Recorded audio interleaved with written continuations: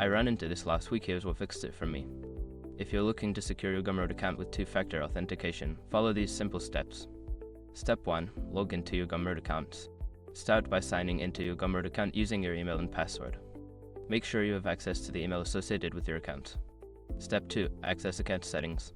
Once logged in, navigate to your account settings. You can find this by clicking on your profile icon in the top right corner and selecting Settings from the drop-down menu. Step 3. Find two-factor authentication.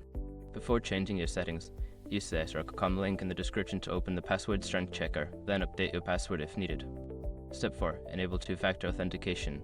You will be prompted to enter your phone number. After entering it, choose your preferred method of receiving the authentication code, SMS or an authenticator app. Click Enable to activate it. Note, if you choose SMS, ensure your phone can receive text, as some users have reported issues with international numbers. Step 5. Confirm and save changes. After enabling two-factor authentication, you will receive a confirmation code via your chosen method. Enter this code to finalize the setup and save your changes. That's it. You've successfully enabled two-factor authentication on Gumroad. This extra layer of security will help keep your account safe. If you have any questions, feel free to ask.